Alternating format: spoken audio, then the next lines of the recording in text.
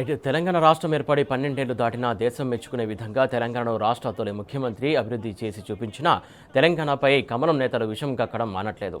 తెలంగాణ ఏర్పాటును బీజేపీ జీర్ణించుకోలేకపోతోంది. తెలంగాణపై నరనరన విషం నింపుకొని అక్కసు వెలగక్కుతూనే ఉంది. ప్రధాని మోడీ నుంచి కార్యకర్తల వరకు పిచ్చి కూతలు కూస్తూనే ఉన్నారు.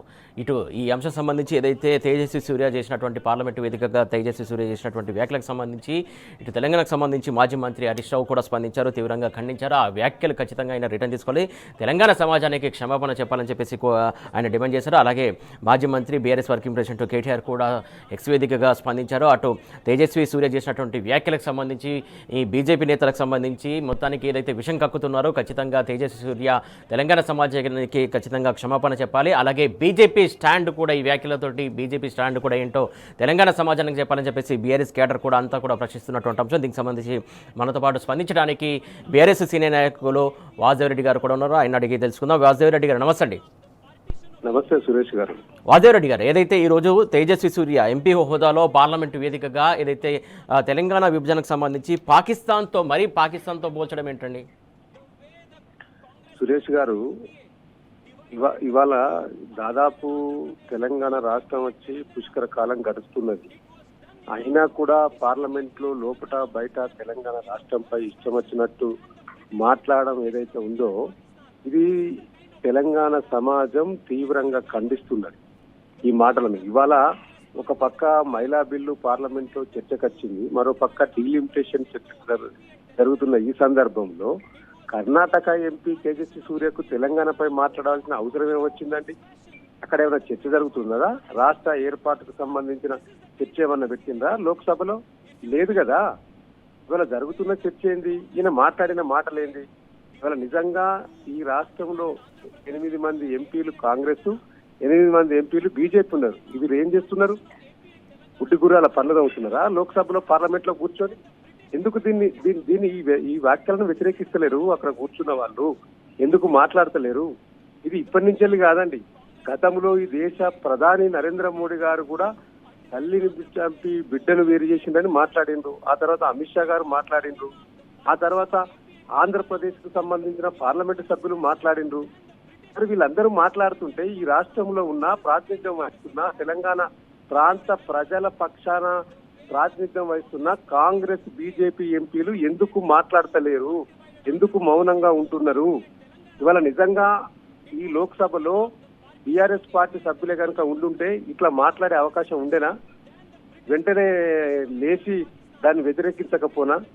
నిజంగా ఇవాళ బీఆర్ఎస్ పార్టీకి సంబంధించి అక్కడ లోక్సభ సభ్యులు లేకపోవడం కూడా ఒక లోటుగా కనిపిస్తా ఉన్నదండి. ఎందుకు మాట్లాడాలండి ఇవాళ ఈ తెలంగాణ ప్రాంతం పైన? ఎస్, ఇవాళ ఒక్క కర్ణాటక ఎంపీ కాదు, ఇవాళ మొదటి నుంచి వెళ్ళి బీజేపీ ఎంపీలు కావాలని పదే మాట్లాడుతూ ఉన్నారు. ఎందుకు? మీకు చంద్రబాబుతో దోస్తం కావాలని అనుకుంటున్నారా? అనుకుంటే మరి తెలంగాణ ప్రాంతం పైన ఎందుకు విషయం కక్కుతున్నారు? కాబట్టి ఇవాళ వెంటనే ఈ వాక్యాలను పార్లమెంటు రికార్డులకు వెళ్ళి తొలగించాలని మేము డిమాండ్ చేస్తా ఉన్నాం. అదే విధంగా ఇప్పుడు మాట్లాడిన మాటలు ఎవరైతే ఆ కర్ణాటక ఎంపీ గారు మాట్లాడారో తెలంగాణ రాష్ట్ర ప్రజలకు క్షమాపణ చెప్పాలని మేము డిమాండ్ చేస్తా ఉన్నాం. ఇవాళ ఇప్పటి నుంచే కాదండి, అనేక సార్లు ఇది ఒక సరళిగా మారింది. ఈ మొత్తం ఒక ప్యాటర్న్ గా మారింది పార్లమెంట్ లో మాట్లాడడం అనేది. ఈ విధంగా తెలంగాణ రాష్ట్రం పైన చిన్న చూపు అసహనం సరైనది కాదు. ఇది అమరుల త్యాగాలను అవమానపరచడమే, ఆత్మగౌరవాన్ని తక్కువ చేసి చూడడమే. సో కాబట్టి దీన్ని తెలంగాణ సమాజం సీరియస్ గా తీసుకుంటది.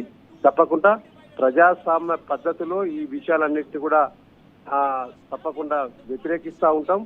ఇవాళ ఒక్క బీజేపీ ఎంపీ కాదు, ఇవాళ ఇక్కడ ఉన్న రాష్ట్రంలో ఉన్న ప్రాతినిధ్యం వహిస్తున్న ఎంపీలందరూ కూడా మాట్లాడాల్సిన అవసరం ఉన్నది. ఒక ఎంపీలే కాదు, ఈ రాష్ట్ర ముఖ్యమంత్రి కూడా స్పందించాలి ఇవాళ ఈ అంశం పైన. తెలంగాణ రాష్ట్రాన్ని అవమానపరిచే విధంగా తేజస్వి సూర్య గారు మాట్లాడే విషయాన్ని తప్పకుండా సభ్య సమాజం అందరూ కూడా ప్రశ్నిస్తా ఉన్న సందర్భం. ఇవాళ కాంగ్రెస్ కు సంబంధించిన వాళ్ళు, బీజేపీకి సంబంధించిన వాళ్ళు ఈ విషయాలపైన ఇవాళ ఒక్కొక్కటిగా బయటపడతా ఉన్నది. ఇవాళ ఈ బీఆర్ఎస్ పార్టీ ఓడిపోయిన తర్వాత తెలంగాణ రాష్ట్రంలో ఇవాళ తెలంగాణ పైన విషం చిమ్మే పార్టీల నాయకులు ఒక్కొక్కరిగా బయటపడతా ఉన్నారు. గతంలో ఎవరు మాట్లాడలేదు కదా. ఎందుకు ఇప్పుడు ఈ 10 సంవత్సరాల తర్వాత తెలంగాణ రాష్ట్ర సమితి BRS alias at the rate of BRS అని చెప్పుకుంటున్న మేము ఇవాళ ఈ పార్టీ దూరం కాగానే ఎందుకు ఈ గొంతులు లేస్తున్నాయండి? డెఫినెట్ గా ఇవాళ బీఆర్ఎస్ పార్టీ లేకపోవడమే లోటు. ఇలా తెలంగాణ ప్రజలను కూడా మేము విజ్ఞప్తి చేస్తా ఉన్నాం. ఒకసారి ఆలోచన చేయండి. ఇలా తెలంగాణ రాష్ట్రంలో బీఆర్ఎస్ పార్టీ అధికారం లేకపోవడం ఒకటైతే, రెండవది కేంద్రంలో బీజేపీ ఉండడం, ఇంకా మిగతా రాజకీయ పార్టీలు మాత్రమే ఉండడం వల్ల ఇలా అక్కడ ప్రాతినిధ్యం లేకపోవడం వల్ల వీరందరూ కూడా మాట్లాడుతూ ఉన్నారు. భవిష్యత్తులో నేను అనుకుంటా ఉన్నాను, భవిష్యత్తులో చంద్రబాబు గారి నాయకత్వంలో ఇలా వారి కనుసన్నల్లో నడుస్తున్న రేవంత్ రెడ్డి గారి రాష్ట్రానికి ముఖ్యమంత్రిగా ఉన్నారు. వారు ఎట్లా చెప్తే అట్లనే నడుస్తా ఉన్నది ఇక్కడ. కాబట్టి భవిష్యత్తులో తెలంగాణ రాష్ట్రాన్ని మళ్ళీ విలీనం చేసే ప్రక్రియ జరగబోతుందేమో అనే భయం కూడా ఇలా మాలాంటి తెలంగాణ ఉద్యమకారులకు ఉంది. కాబట్టి వీటన్నిటినీ తట్టుకోవాలంటే ఇలా తెలంగాణకు శ్రీరామ రక్ష కేసీఆర్ గారు మాత్రమే, తెలంగాణ బీఆర్ఎస్ పార్టీ మాత్రమే అనేది పదే మన కణములు కనిపిస్తా ఉన్నది. ఇలా విజయంగా బీఆర్ఎస్ పార్టీ ఉంటే ఈ పరిస్థితి ఉండకపోవు కదా, మాట్లాడేటోళ్ళని అడ్డగించేటోళ్ళు కదా.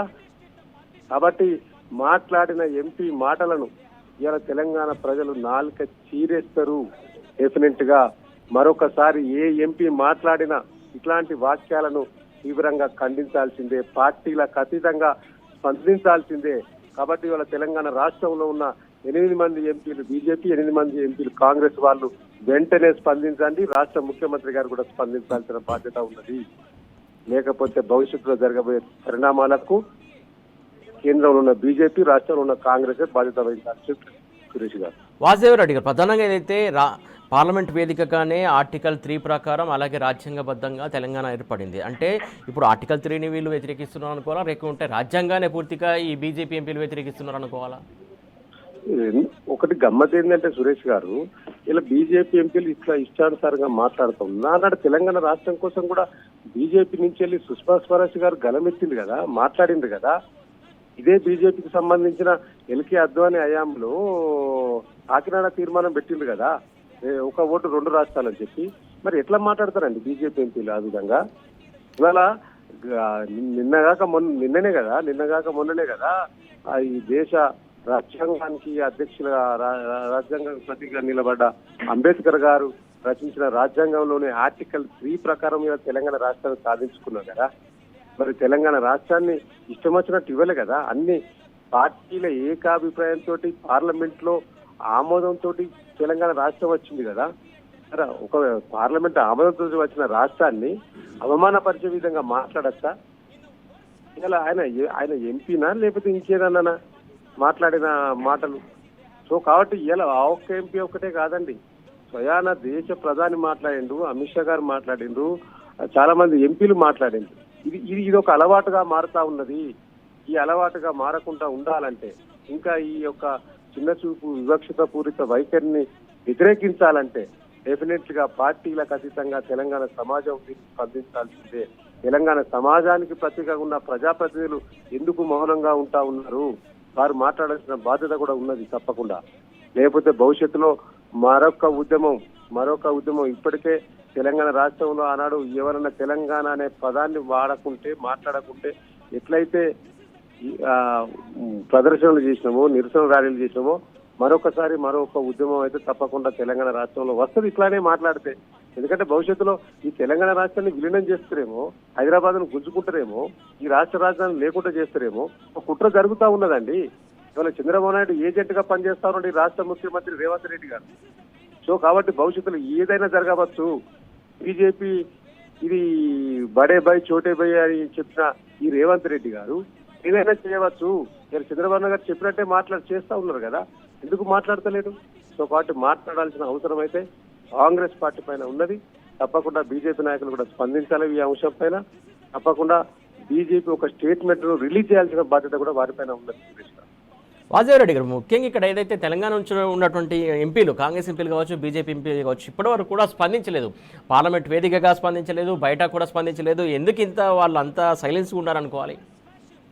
ఇప్పుడు మనకు కనబడుతుంది కదండి, ఇప్పుడు తెలంగాణ స్వీయ అస్తిత్వ రాజకీయ స్థాన్ని కాపాడిందే బీఆర్ఎస్ పార్టీ. సో ఇవాళ ఆ బీఆర్ఎస్ పార్టీ లేని లోటు స్పష్టంగా కనిపిస్తా ఉన్నాయి కదా. మీరు ఇప్పటి వరకు స్పందిస్తలేరు అంటే వారికి పదవుల కోసం పెదవులు మూసుకునేవారండి వాళ్ళందరూ కూడా. కానీ బీఆర్ఎస్ పార్టీ శ్రేణులు కేసీఆర్ గారి నాయకత్వంలో ఆనాడైనా ఇప్పుడైనా ఎప్పటికైనా పదవులు అనేది గడ్డిపోచుతో సమానం మాకు.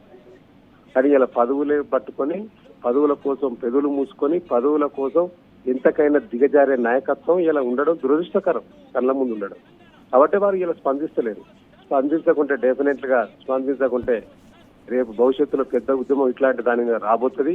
ఇలా అనేక అంశాలపైన ఈ ఒక అంశం కాదు, ఇంకా అనేక అంశాలు కూడా ఉన్నాయి చర్చించుకుంటే.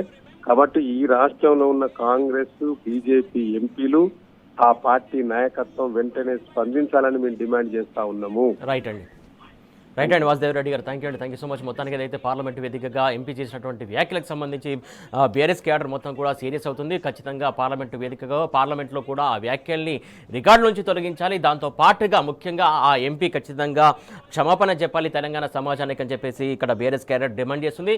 వారు క్షమాపణ చెప్పేంత వరకు, అలాగే బీజేపీ స్టాండ్ తెలంగాణ ఏర్పడే అంశం సంబంధించి బీజేపీ స్టాండ్ కూడా చెప్పేంత వరకు బీఆర్ఎస్ ఫైట్ చేస్తుంది. ఇంకా రానున్న రోజుల్లో ఖచ్చితంగా దీనికి సంబంధించి కూడా ప్రణాళిక సిద్ధం చేస్తున్నాం. ఖచ్చితంగా దీనికి సంబంధించి నిరసన కార్యక్రమాలు కూడా ఉంటాయని చెప్తున్నటువంటి అంశం.